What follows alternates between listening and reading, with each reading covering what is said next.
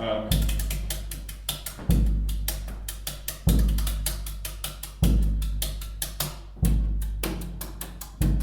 about 20 years ago, a friend of mine, who's not here unfortunately, Paul, who was also known as Dr. Krypton, master of puzzles, the smartest man in the world, was contracted by the Museum of Science and Industry in Chicago to create a puzzle for their 50th anniversary celebration. I live near the museum. I used to go to the museum a lot. Paul was my friend, and he said, "Do you want to help me make the puzzle?" Which I said, of course, because it was an excuse to go into this museum and hang out and do things that you couldn't legally do when you were a little kid. The museum was built at the time of the Chicago World's Fair, and then it was supposed to come down, but people liked it. It has a big submarine in the back, but my nephews just went to see, and it has spaceships now, but it was kind of falling apart at the time. I think this was an attempt to try to revive it. We were supposed to design a puzzle that people would come into the museum and be encouraged to try to solve by going and looking at all the exhibits. We really didn't know how to make a puzzle that was solvable. But one of the clues, my favorite clue, was, where are you going? You've gone too far. And in order to solve that puzzle, you had to notice that on one of the sort of Jaberke-like bronze doors, there was, it was a museum of science and industry, so they were constantly trying to promote various industries that had come out of scientific research. And there were a bunch of semaphore flags, and then there was a ship underneath that.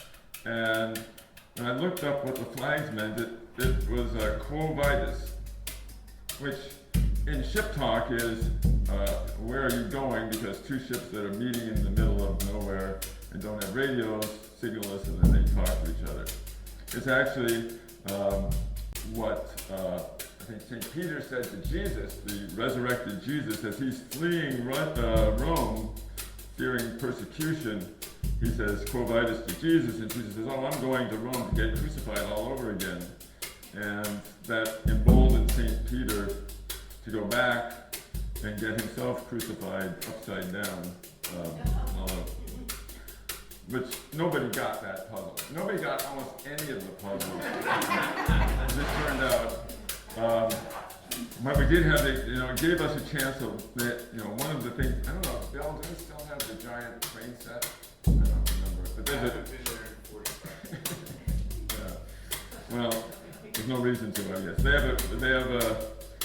They had a train set that sort of was like the size of a football field, and you could watch it, but we got to walk around in it like we were giants and put little clues on the top of the roof.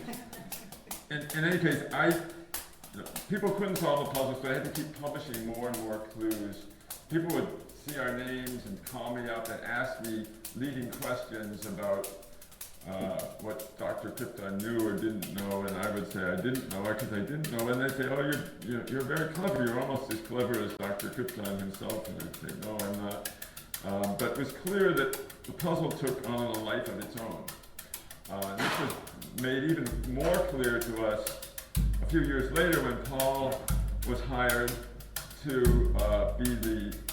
I think he did a puzzle for the movie. What was that movie with Michael Douglas and Kathleen Turner? It was a treasure hunt. No. It was a treasure. It was about, she was trying to find a lost treasure.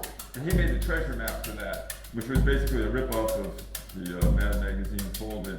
That was solvable. That's the kind of puzzle that people could solve. But anyway, somebody else wanted him to make a golden horse, a treasure map. You'd bury a golden horse somewhere in the United States, and you get $500,000 if you find it. Apparently this was a solvable puzzle, but it wasn't solved in time for the prize money to run out, and so they had to leave a little vial with a note in it, and finally an FBI agent found it not by following the clues, but by analyzing the puzzle maker. He said that that's the only way to solve a puzzle is to understand motivations behind it. And my father, who was a psychiatrist, said only a marginal personality can do that. You have to be very neurotic in order to overcome your own ego defenses and identify with another person, which sounded persuasive. The oddest thing about this whole story to me is that even though the puzzle was solved and the money was given away, to this day, years and years, decades later, their websites persist trying to solve this problem of where the horse is, and there are vast conspiracy theories about who Dr. Krypton is and why he's not giving us the secret of the puzzle. There's even a wonderful quote that the greatest treasures in the world are buried beneath the ground as they should be. And what it made me realize is that a puzzle, like a joke, is a kind of a weird sort of contract between people. You have to make a puzzle that's solvable in order to justify the time that people put into it, because they'll put immense amounts of time into it, they'll read more into it, and a puzzle, in effect, is a strange act of faith. You have to believe that it's solvable and believe that your work will be rewarded, and if it's not, then you have to create more meaning behind the puzzle than in fact exists, which may be an explanation of why we make art in the first place, I think. But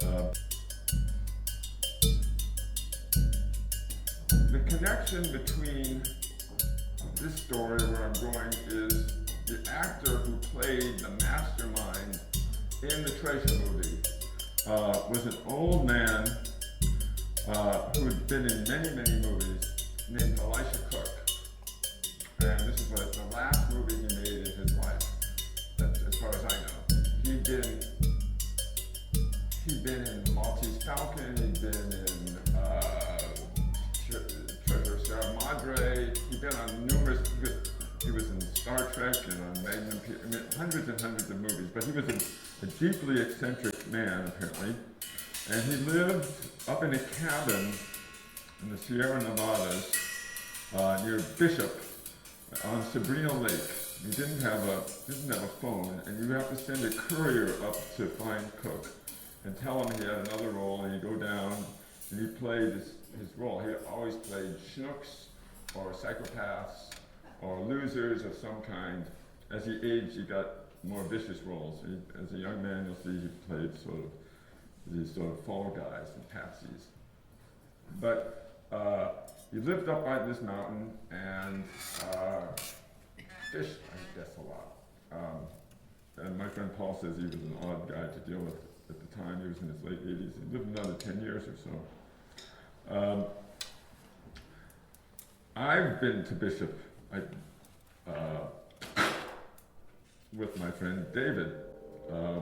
We went hiking there once, and it's a very small town that doesn't seem to have any industry. It was about 6,000 feet up, and when you come to the town, the first thing you notice is it's laid out very methodically. You could sort of spend your whole life moving down one block. There's a hospital, then an elementary school, then a high school, then a police station, then a jail, and then there's a cemetery. And it seemed like kind of town you would go to and just stay. And as it turns out, there's one other thing to do in Bishop, which is to go to the Mule Day festivities. They have the longest mule train parade, and they have something called the Mule Scramble, where you take all the backpacks off the mules, and then all the mule handlers run to the center of this field and try and get their mules packed as fast as they can. This apparently is the byproduct of the old gold rush days, and also the fact that there's lots of hiking in the mountains behind there. But there was one other industry that was flourished more in the early 20th century, and that's maybe the reason that Elisha Cook was there. about 1914, the town basically sold its soul to the devil in the form of selling its water rights to Los Angeles, 200 miles down the mountains. All their waters they put into huge tubes and sent to LA. And they were left with basically no industry. And the town was literally, I guess, drying up. And they had to come up with something. This was before there was a lot of tourists up there. And there was a young man named Jack Foley, who ran the hardware store. And he was more unusual than you might have seen. He was from Brooklyn, actually. He grew up in Coney Island. Was he your grandfather? He's from Brooklyn. He went to elementary school with Bert Lahr, Arthur Murray, and Jimmy Cagney.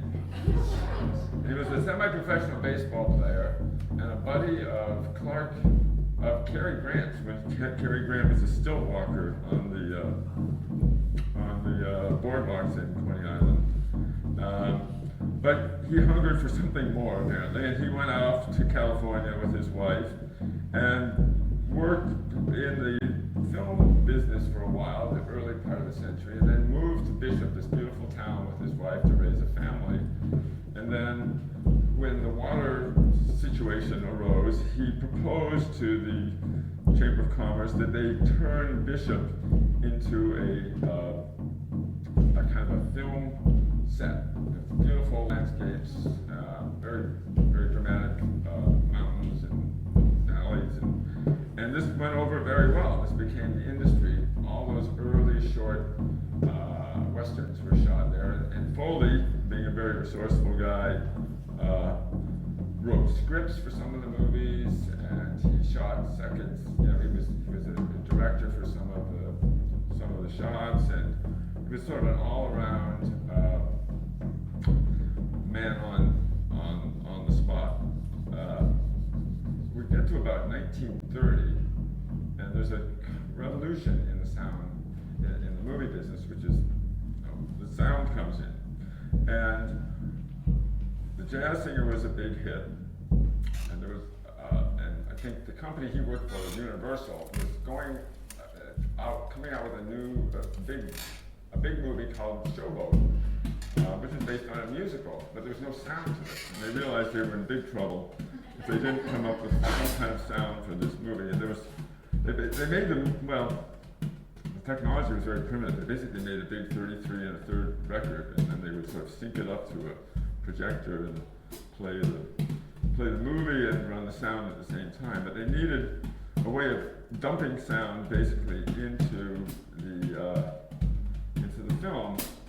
And Foley said they looked around trying to find somebody who had any knowledge of music and sets. And they asked him to make the sound, and he did. And he was so good at it that became his profession. And in fact, Foley is a name that you give to any sound artist in the movie business. I brought some of the effects because I think they're so amusing. It began, and it still has this sort of spirit of this sort of can-do attitude of the time. It's very low-tech. Like if you want to make sound of something crunching through the snow, cornstarch. You have to pretend. Once it's suggested, you hear it.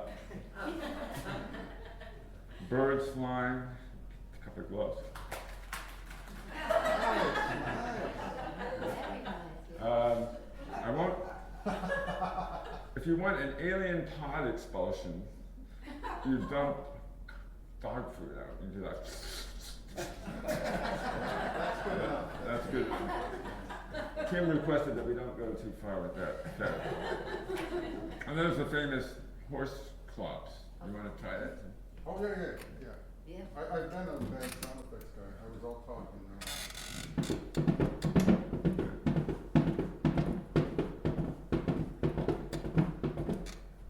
Good. Nice. In any case, that's the deep background of Bishop, California. David and I went on a hike, went up in the mountains. I had to rely completely on David's mountaineering skills since I had none, and Dave loves to read maps. And we would get lost, and I would worry, and then we'd get found, and then we'd get lost. And I think I was really getting on David's nerves because I was basically just following him around as he got in and out of scrapes. At one point, it began to snow heavily. And we got, this is August, but you can still get in trouble. And we were sort of stuck. Dave went off to take pictures of the snow on the,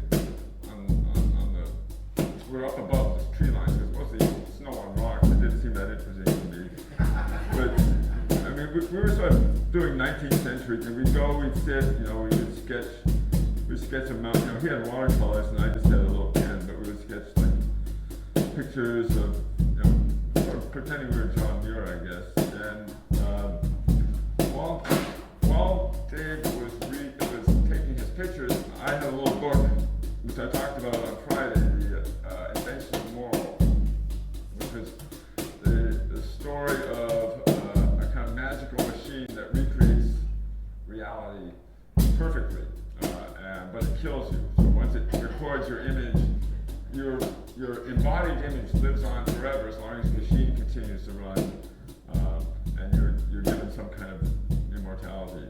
This was written by a friend of Borges, and Borges wrote a story which is sort of the inverse of that story, in that the moral was to create a situation of endless immediacy where there was no such thing as memory of past, because you just lived in this moment. You had whatever experience you had at the time, and you repeated it again and again.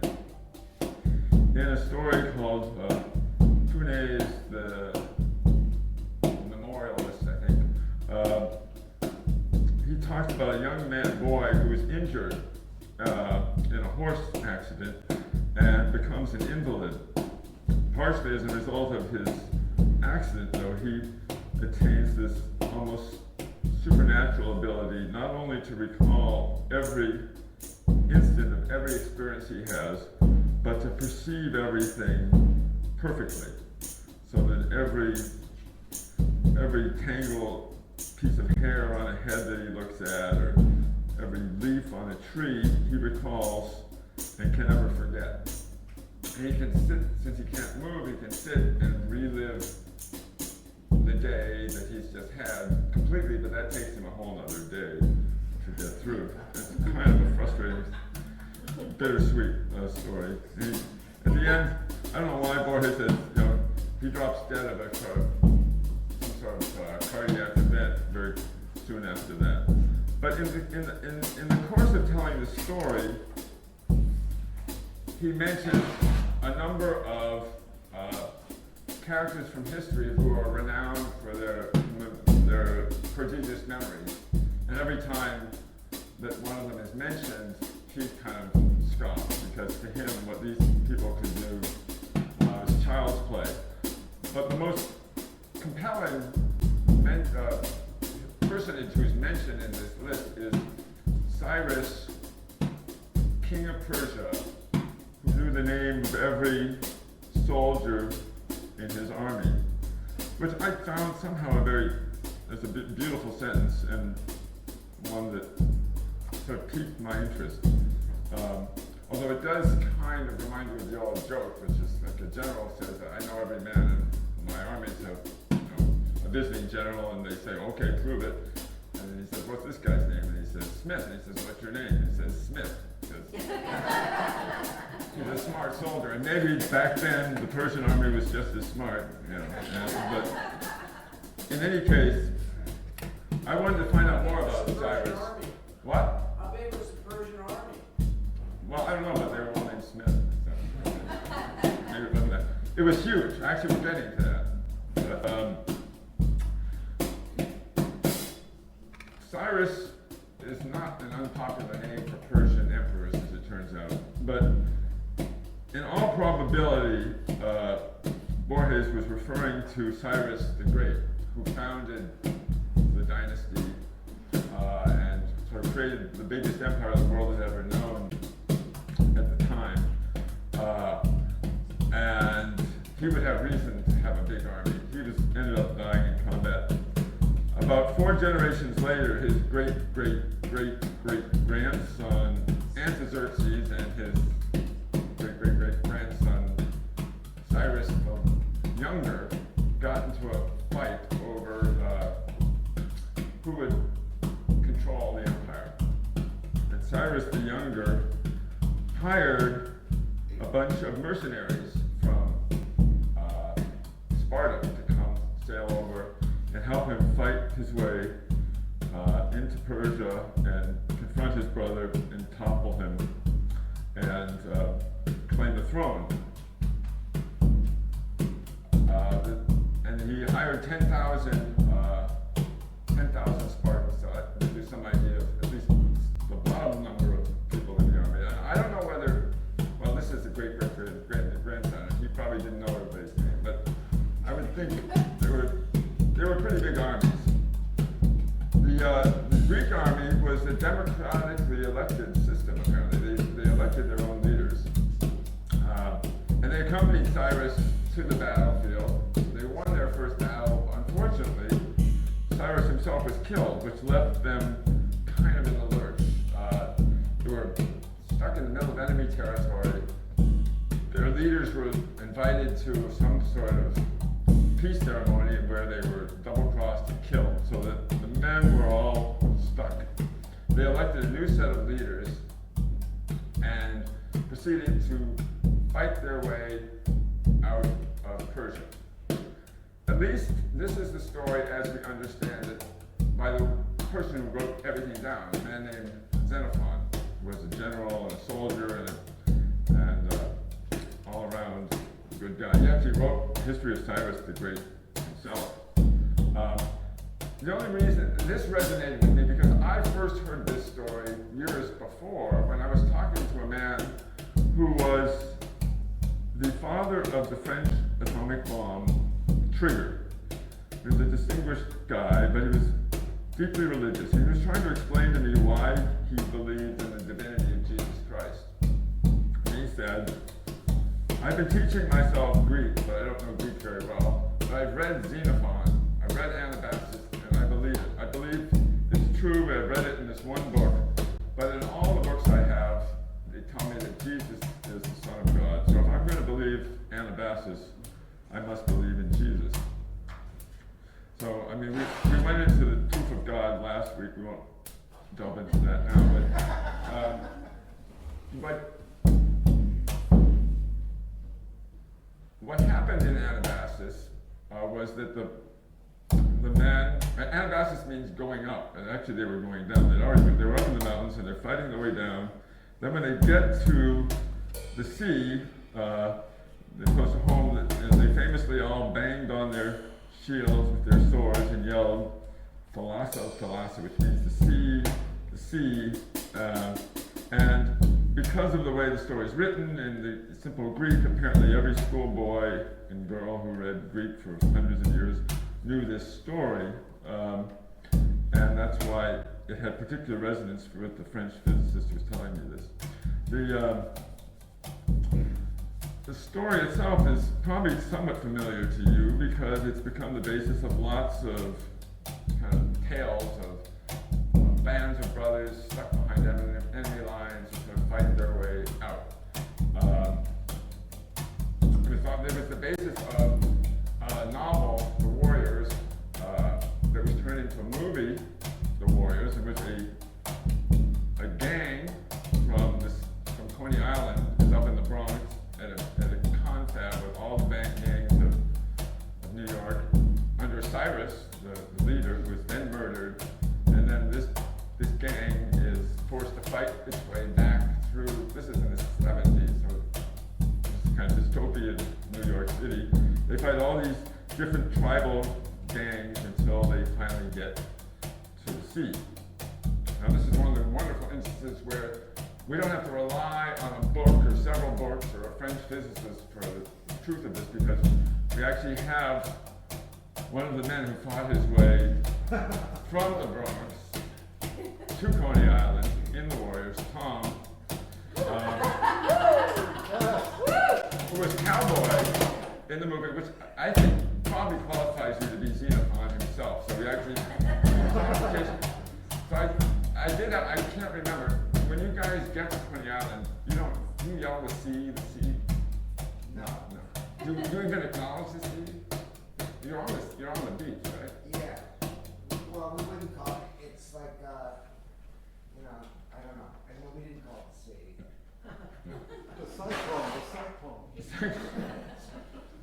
But you were excited when you got there. I think we were meant to be tired. So that's probably the real story. That probably shows you that the physicists should have been more suspicious. Instead of being all excited, they're probably like, shit, we got to this scene. Let's go home. All right. Well, it's good to get the inside joke. And Tom. All right, let me check. Is your hand still clean? What? Hand still clean? Yeah, my nose clean.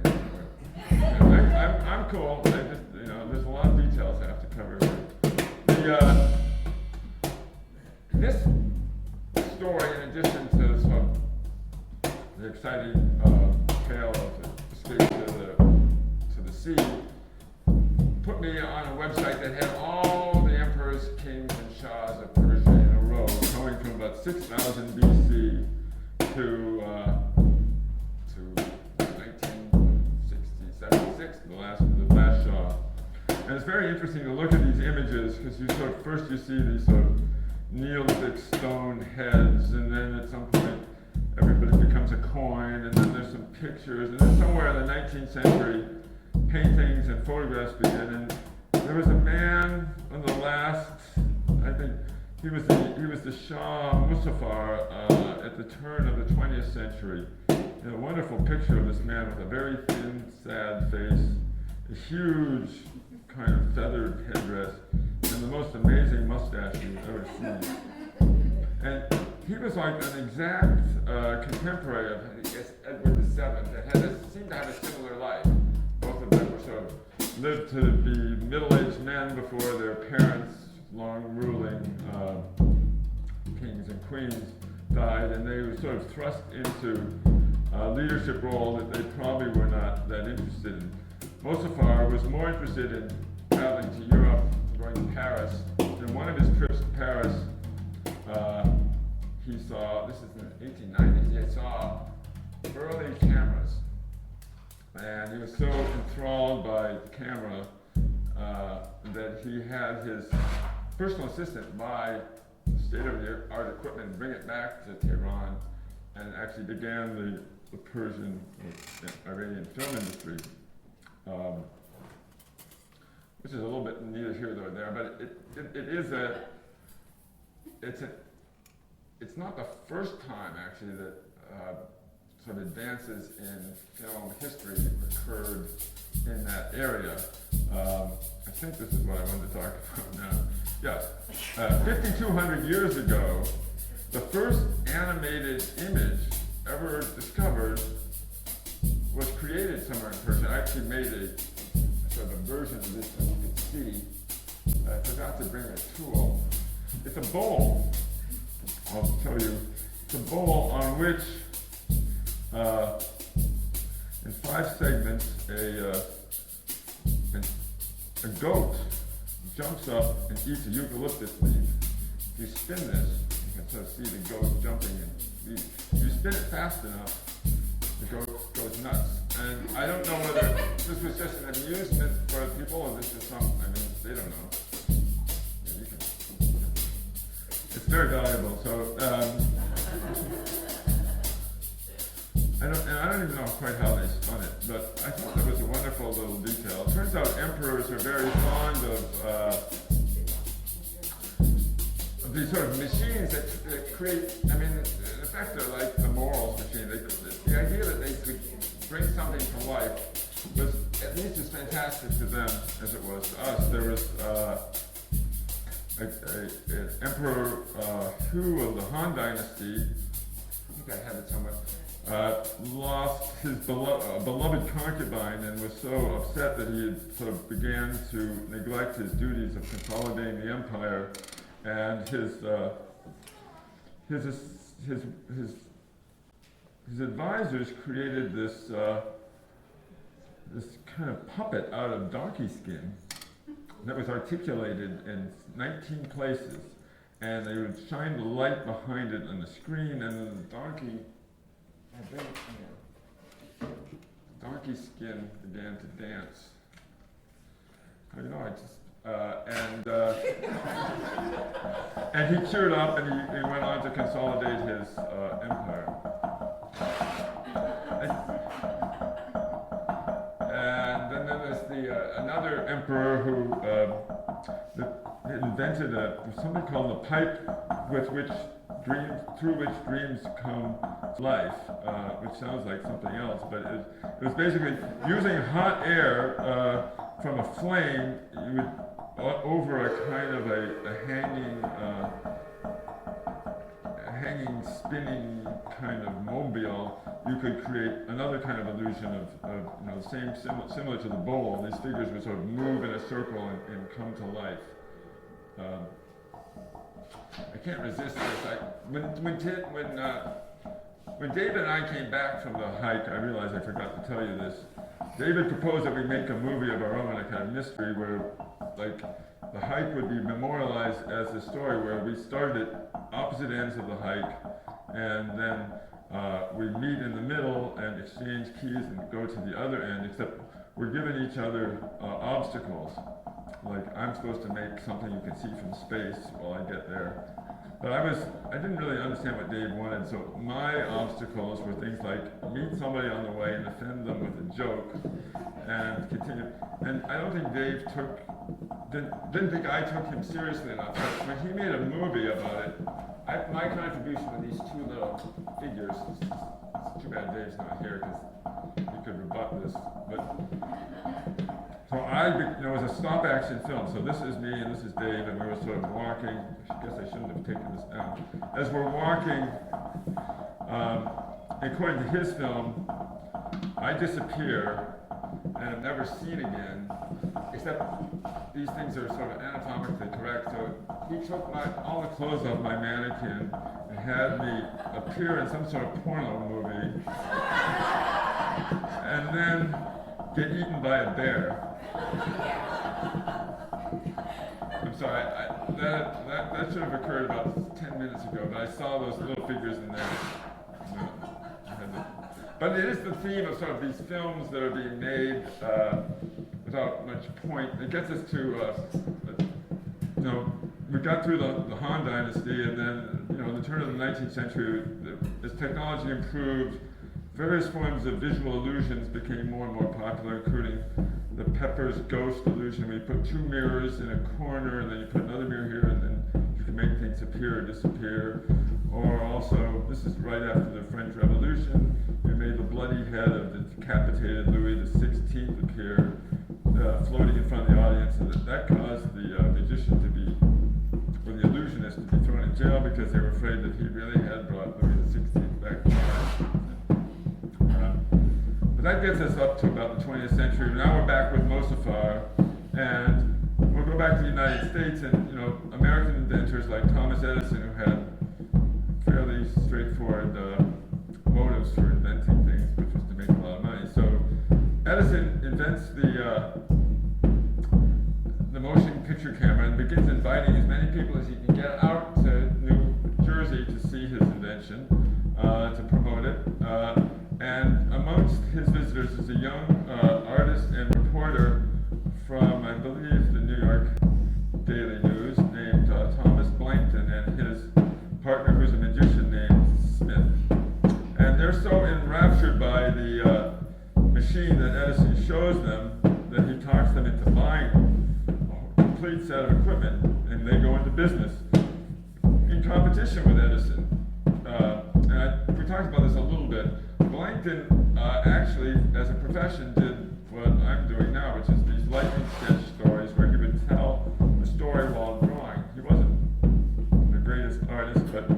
very inventive, and one of the first movies that were made with this new machine was actually the first live action animation, which he stood next to an easel and he drew this face, and then he drew a bottle next to the face, and then the face wanted the bottle, and then he reaches into the screen. They stop the crank of the camera and pour the beer in, or the wine into the mouth of the animated figure, and it comes to life and gets drunk. Blankton thought so little of this that he didn't even mention this in his autobiography. But Smith, his partner, autobiography was called Three Men and a Crank. So I don't know whether they were talking about the crank of the camera or Blankton, who was kind of an eccentric. But they started their business in Midwood, well actually on Nassau Street in Manhattan, I think, and then they moved to Midwood, not far from here. And for a time were the most productive film company in the world. They made lots of shorts, and they eventually moved to California, and they kind of didn't exactly thrive in the cutthroat atmosphere there. And their business evolved into Vitaphone. They became a sound company when the sound business came in and made many more contributions. Although I think Plankton died broke. His partner was a little bit more resourceful than him. But now we're sort of back in the middle of the movie business, and Cook, our friend Elisha Cook, is in the middle of all that. He was born in New York as well. He was a kind of the son of vaudevillians, I think, and he found his way onto stage and then into movies very young. And as I said, he sort of played these sort of saps. He had, I don't know if you can, he had a very high squeaky voice. He had big eyes, a lot of hair, and especially as a young man, he sort of was, he did look like everybody's patsy. One of his early movies was something called Pigskin Parade, and he plays Mortimer Herbert Van Dyke. These are very small roles. So the real story of this movie is that University of Texas is trying to get a football team together to play the great Yale University charity game. Which shows you how long ago this was. They were the underdogs, and their star player was injured, and they found a hillbilly in nearby Arkansas throwing watermelons 70 yards through the air. And so they talked him into coming to campus, even though he was basically illiterate, mostly because his sister was very interested in going to the university because she heard that's where you could get a singing career. And she was Judy Garland. This was Judy Garland's first movie. And this began Elisha Cook's reputation for being a star maker. Any movie he was in with a young actor, actress, they became a big star. He was playing Mortimer Van Dyke, who is a communist transfer student, who is hoodwinked by members of the fraternity that is run by the kid who's sort of the provocateur in this whole movie. Herbert shows up to transfer to the university.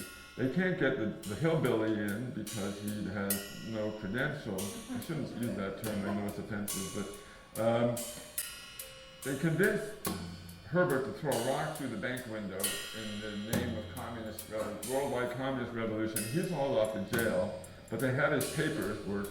So this guy becomes Herbert Van Dyke, and he leads the team to victory in the big game against Yale.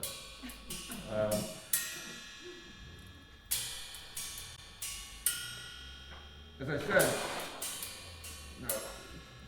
Cook was sort of the Kevin Bacon of his time. He was in all these movies. His levels of connection with everybody was kind of fantastic. But I'm mostly interested in one particular thread that connects him to us today, which is a movie I mentioned briefly on Friday. It's another movie. In this movie, he actually doesn't play. Well, he does play. He plays a classic fall guy. The movie's called Stranger on the Third Floor, and it's a B movie. It's only about 65 minutes long.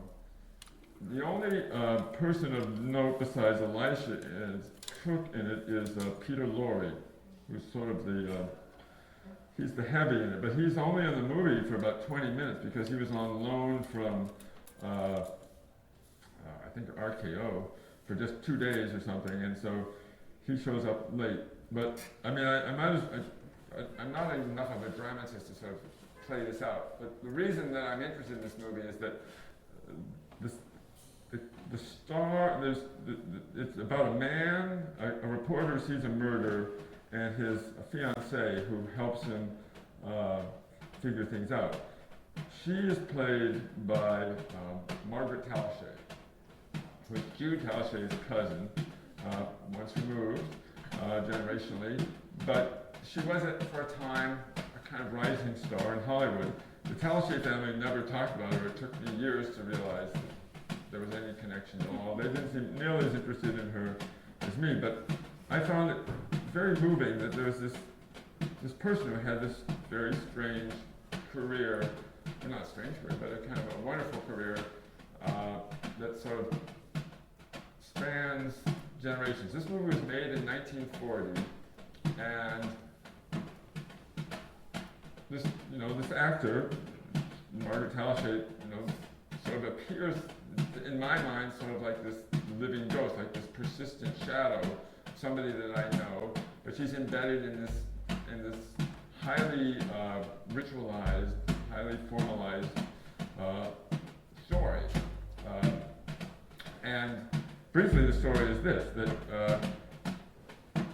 her character, I think his name is Anne, is going to marry this reporter, and everything happens in a coffee shop. And at the coffee shop, they're sort of celebrating the fact that he's just gotten a raise, so they'll be able to rent a better apartment and finally get married. He's got a raise because he's a small celebrity in New York now, because he is the only witness to a grisly murder in the local coffee shop. And he gets a byline to write about it. And when he comes into the coffee shop and he sees Luigi, the coffee shop owner, dead on the floor, and a man standing over him in front of a cash register. And that man, of course, is Elisha Cook. And it turns out Elisha Cook had a criminal record, not Elijah, but the character he plays. And he is sent to trial, convicted, and sentenced to death. And the reporter doesn't have much of a problem with this, but Margaret Talichet, or Anne, feels responsible for the possibility that this may not be the guilty man. And she sort of begins to convince the reporter that maybe he doesn't know everything he knows. Circumstantial evidence is not enough to convict the man. And he begins to look into his own life and realize that he's having trouble with his landlord, trouble with his nosy neighbor who complains about noise. And he starts seeing this strange little man in the apartment house, who's Peter Lorre. And he eventually has this dream where he's sort of convicted, he himself is accused of murder, and he's in this cell, there's shadows across him, and then he's suddenly in a trial, and he's protesting his innocence, and he's not given a fair trial, and he's sent to death, and then he wakes up, and he runs to the next room, and he realizes that, in fact, his neighbor is dead of a slashed throat, identical to the slashed throat of Luigi, the coffee shop owner, and convinces him to go to the police and tell them everything on the assumption that why would a guilty man go report a murder that he's convicted, but the police, in fact, do throw him into jail, and it's up to Anne to solve the murder, and she goes around to various places trying to find Peter Lorre, and finally she does find him feeding hamburger to a stray dog, being very sweet, but when she confronts him, he snaps, confesses everything, run over by a truck, and everything everything ends pretty quickly after that. They run off to get married. They're actually taken to the city hall by Elisha Cook, who's now a gainfully employed taxi driver. He's been released from prison, and he gives them a free ride to prison.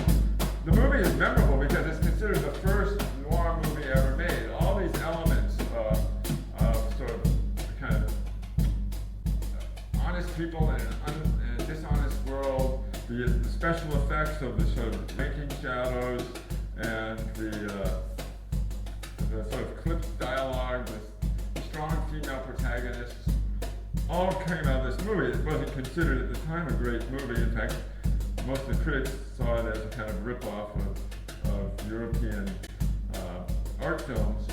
But basically, like many noir-built B-movies, they were also trying to solve budgetary problems. The reason the sets were so stark was they didn't have money to fill up the sets, and they used lighting to fill in the gaps around that. The movie was actually echoed by another movie called The Phantom Lady, in which there's this almost identical set of circumstances where a woman is trying to solve the problem, a murder that her husband is convicted of. And Elisha Cook's in that movie too, and I only mention it because he plays a hopped up drummer who has probably the sexiest drumming scene I've ever seen, where he's like playing with a bunch of deadbeat musicians, and this dame walks in and he plays this very hot set that gets them so excited they both run out of the room. I'm gonna have to do this on You try? He's playing like this, it's ridiculous. It's not him playing, it's Gene Krupa. Well, that's the other thing. And He's going like this. So he's not going around, he's just going like this.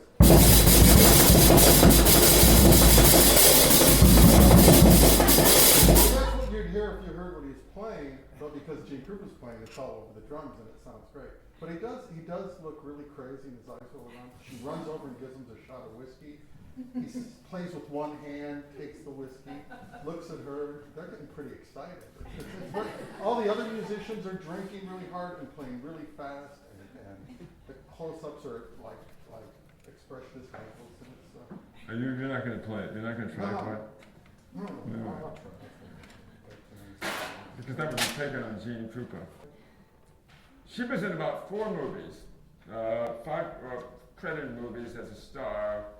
The movie I'm actually most fond of is this movie has historic value. The other movie's only historic value is called It Started With Eve. It's a Deanna Durbin, Robert Cummings, Charles Lawton movie, and its only claim to fame, besides the fact that it may be Deanna Durbin's best movie, is that it was the first movie shown to GIs in World War II after the invasion of Normandy, after they sort of cleared up, after things had settled down enough for the U.S. order to move in, they set up a screen and they showed this movie. It's a kind of light comedy. Deanna Durbin was a singer, child star, and she was in kind of all these treacly movies. But the premise of this movie, basically, is that Robert Cummings is the sort of playboy son of Charles Lawton, who's this titan of industry who's dying. And Cummings comes back from his vacation. He's been sailing in Mexico with a fiancée who he wants his father to meet. This is Margaret Palisade. And Charles Lawton is dying. He says, I must meet her before I die. So he runs back to the hotel to find Margaret, whose name is Gloria Pennington. And Gloria is not anywhere to be found, but the beautiful and somewhat homesick hat check girl, Deanna Durbin, is there. And this idiot decides that the only solution to this problem is to grab the hat check girl, take her to show to the father, since he's going to die anyway, and he'll die happy that he's met the fiancée and he knows that the family heirlooms are safe. And so she agrees for the price of $50 to do this, because she needs to get money, because she, like Judy Garland, is an ambitious singer and she needs to have singing lessons. But of course, shenanigans arise when Lawton and Janet Durbin become they like each other, they bond, and then Lawton turns out not to be dying at all. He recovers and he spends the rest of the movie trying to get cigars away from his doctor. And this leaves Cummings in a problem because he has his fiancée here and this woman who is becoming more increasingly entangled in his life. And he's trying to, he can't admit to anything, he tries to admit, nobody believes him, and then eventually, you can imagine what happens. Once you set this in motion, you've seen this movie 1,000 times. As soon as you see this premise, you know he's going to end up with Janet Durbin, if only because she's a star. And that leaves you wondering, at least leaves me wondering, what's going to happen to Gloria Pennington or Margaret Palaszczuk. And I began to feel I felt this tremendous affection and sadness for Margaret. As all the forces of the universe, as personified into a film convention, begin to conspire against her. You know she's doomed. You don't know quite how her fate's going to be played out. You know, they have options. She could be such a horrible person that you don't like her, or she could find a kind of appropriate person of her own, so she's matched off. That would be like the Shakespearean solution. But this movie is doesn't seem to care about any of that. The only reason you have to root against her is she's matched up with her mother, who's this obvious monster. You can tell she's a monster. She has a long string of pearls, and she spins the pearls around like this when she talks, and she's just determined to get her daughter married off to Robert Cummings. But the daughter herself seems perfectly nice. I mean, she's Margaret Palaszczuk. She's a very lovely woman. And as you're watching all this come down on Palaszczuk's head and thinking, it's like watching a game where you actually have a rooting interest in a team and you know the team is going to lose. I don't know why I started to think of Margaret Palaszczuk as Jude Palaszczuk and thinking, well, she has to be a better fate than this. Margaret Palaszczuk was actually, she came very close to having a totally different life. She came from Texas to California to seek her fortune. She worked in the publicity department at Universal Pictures. She became friends with Carol Lombard, who gave her got her a screen test. And she was actually, when Gone with the Wind was being cast, one of the 32 actresses who read for the part in these full dress screen tests, which were David Selznick, the producer, used to promote the movie. And so there's a little clip of her with a man who I guess is supposed to be Leslie Howard, and she's Scarlett O'Hara, and she's going, I love you, Ashley, I love you, I love you. And then you see Paulette Goddard and Lana Turner and everybody say, I love you, I love you, I love you. You can see different levels of sort of affect that they bring to this role. I have to say that Margaret Palaszczuk is not the most subtle actress. She sort of says her lines straightforwardly. Paulette Goddard can get like 15 different emotions into 30 seconds, which probably made her an awful person to be around. But Margaret was better than Tallulah. Tallulah was smoking through the whole thing. But I think that, well, anyway, I found, to get back to Margaret in the movie All About Eve is in the end, she doesn't, she's nothing, she's just gone. She loses the boy, she loses the fiancé, she doesn't get a substitute, she's not mean enough to feel anything, she's just sort of this existential roadkill. For the point of the movie was to get these other characters together, and she fulfills her mission. It made me feel bad for her. But in the end, I guess she won. The same quality of sort of straightforwardness that maybe didn't work for her as an actress helped her in real life. She ended up being matched up by mutual friends with William Wyler, the director, and they got married. Soon after this movie was made, they lived happily ever after. She had lots of kids, and everybody seemed to like her. I think we ran into her sister, her daughter, years later, at a march during the Republican convention. A mutual friend put us in the same parade it was a WAC parade, right? And we were marching against Republicans with William Wyler, Margaret Palaszczuk's daughter, who sort of looked like a version of Jude, if Jude had ended up living in Greenwich, Connecticut for her whole life. Which I'm very glad she didn't. So I guess in the end everything worked out pretty well. It's a happy story. Thank you. That's it.